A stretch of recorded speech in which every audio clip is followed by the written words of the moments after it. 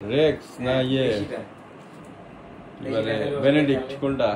Benedict চুপচাপ Benedict বলে ওটা ঝাড়িয়ে মানে বেনেডিক্ট ওই রেক্সও দেখতে পারে না।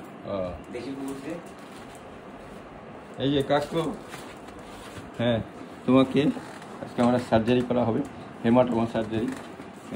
সার্জারি খুশি হয়ে গেছে অনেক।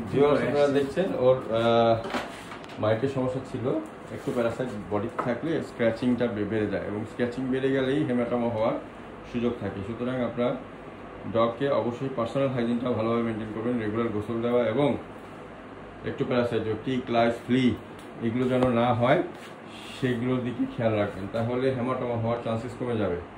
হেমাটোমা হলে তখন সার্জিক্যাল অ্যাপ্রোচের দরকার হয়।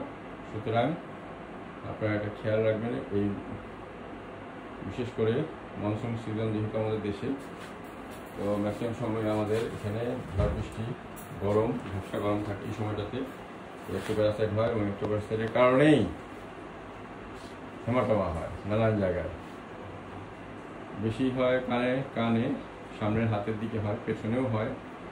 তো স্ক্র্যাচিংয়ের কারণে এটা হয়।